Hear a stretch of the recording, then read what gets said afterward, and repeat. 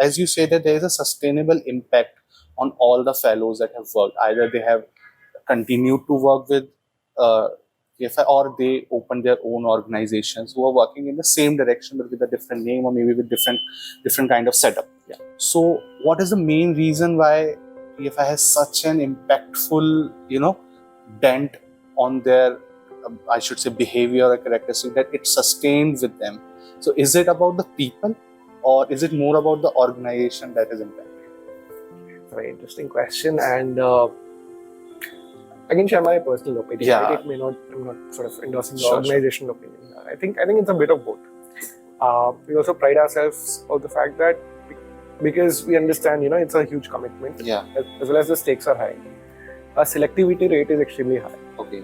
So it's less than 10%, which means out of every 100 people who apply, it's only 7 or 8 who get in. Yeah. So of course, I would like to believe that the pool that comes in itself through our rigorous selection process.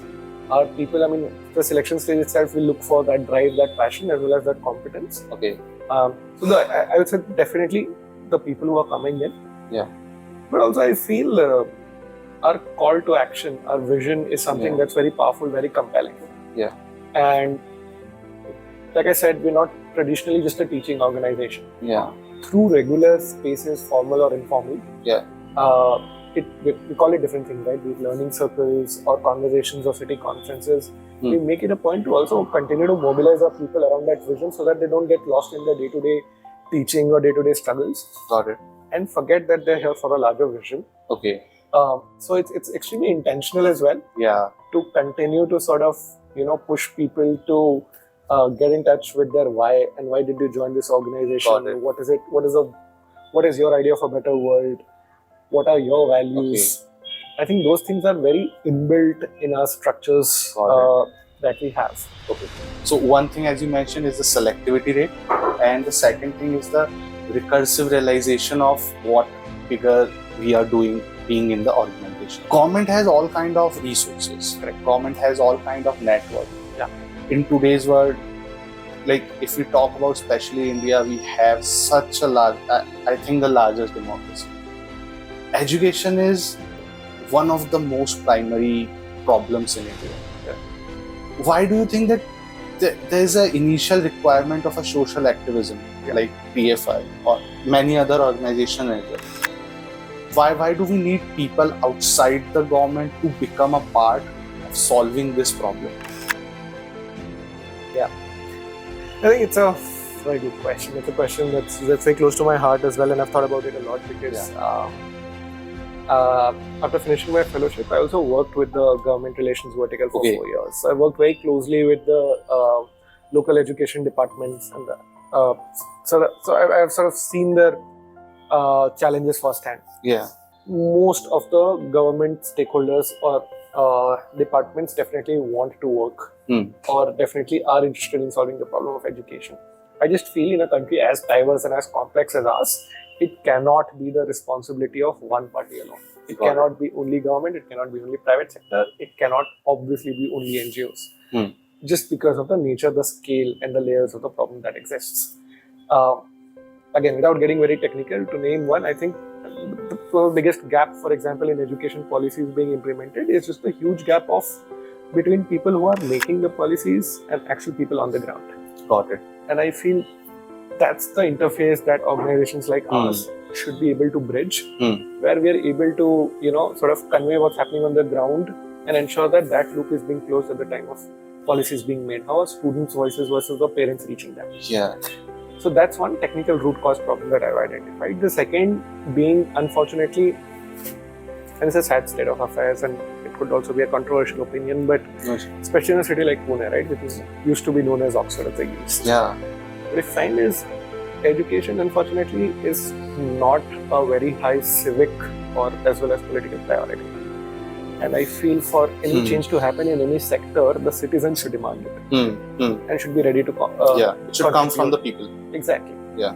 But as in the recent years, this transference has increased.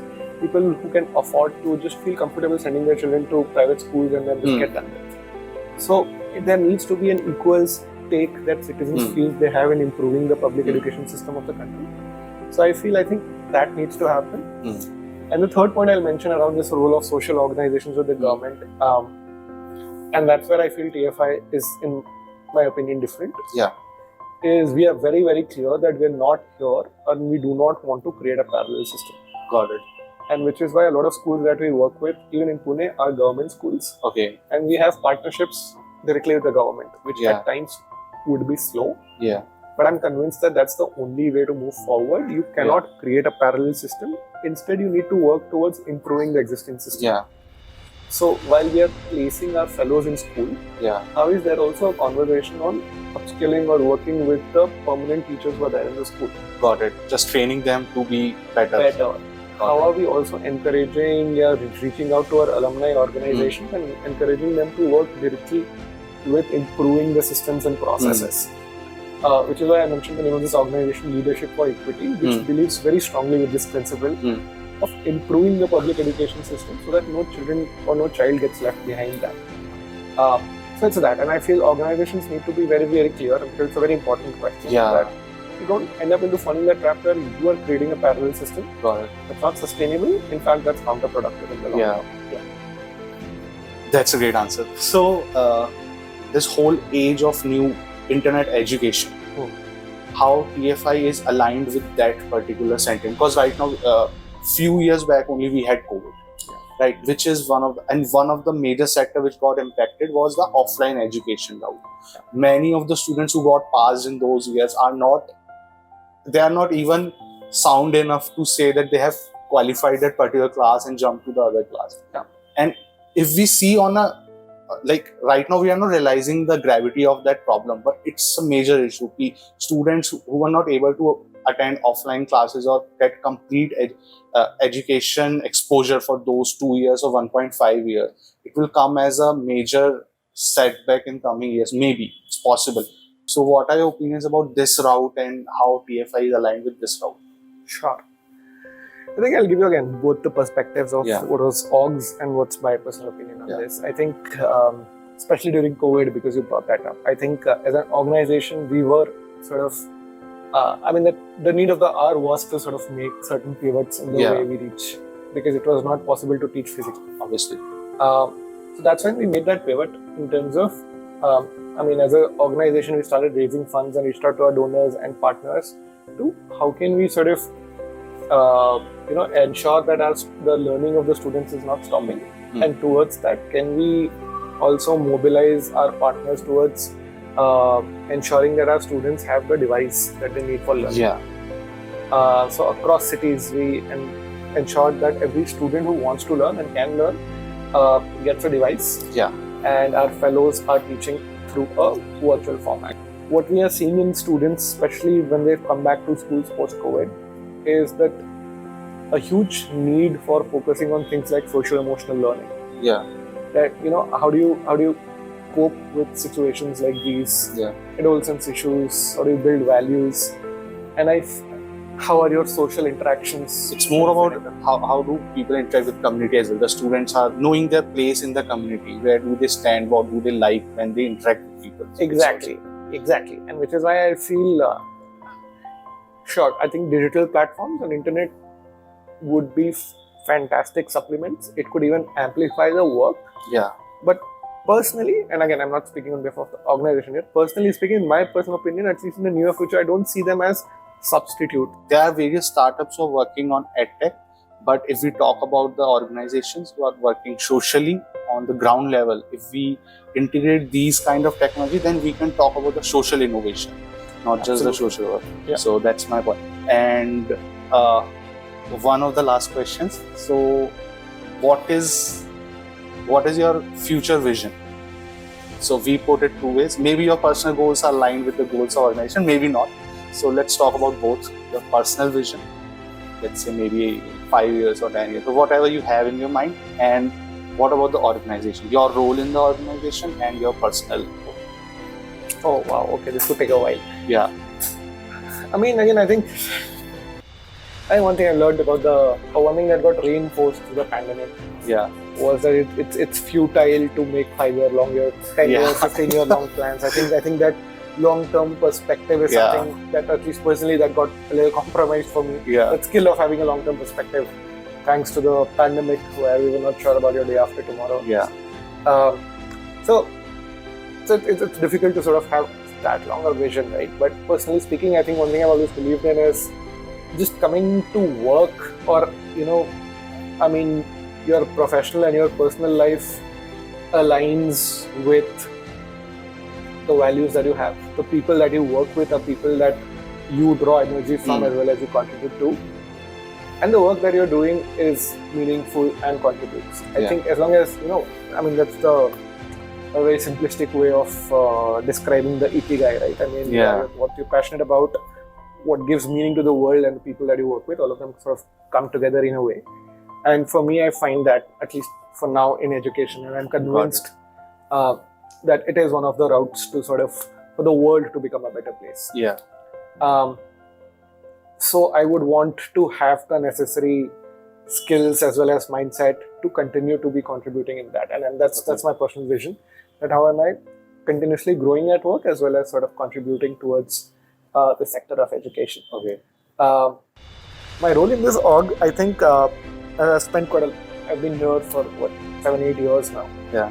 And I feel I've been privileged to have a vantage point where I have worked with different set of stakeholders, ranging from students to school principals to government to donors to partner organizations.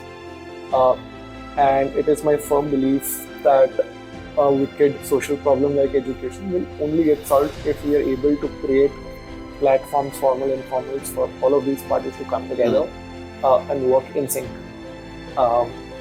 And I would want to sort of use my experience and my interest to sort of try and build this collective, formally or informally. And I think that's my vision. And likewise for the org, I think we've achieved a lot in the first 12 years of our organization. But how are we sort of institutionalizing a lot of those changes and ensuring, I can speak on behalf of Pune, that how are we reaching at least, if not more than 1 in 10 children in Pune, and ensuring that they have access and reach to excellent education. I think that's why. That sounds like a great alignment with the personal life. Lastly, I would want you to tell or share with our audience that how they can become a part of TFI, maybe as a fellow, or maybe if they want to donate, or in any way, how people can contribute towards the vision with the help of this medium, this beautiful medium that you guys have created. Thank you so much. Firstly, again, thank you so much for giving this platform. So anyone who wants to be a part of TFI, I think firstly, log into our website, teachforindia.org. There are different opportunities, right from you can become a part of the staff, you can apply to do the fellowship, you can apply as a volunteer, you can sort of connect with us and help us connect with more donors or help us reaching more scale. And formally, we also have our official Instagram pages as well. So please follow us. Sure. So we will add the link in the comments. Get to know about our work and updates.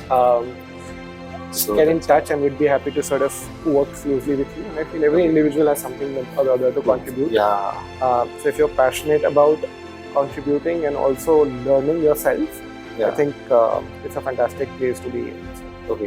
So that's great. So I think that's it. In future, we would also like to know from a venture to an organization how we can collaborate, how we can also contribute towards your vision and align in the same way. So thank you so much. For sure. For such a nice time. Thank you, and all the best to the entire team of Cheez. I think it's some fabulous, very exciting work. I'm looking forward to sort of exploring any potential. Thank you so much.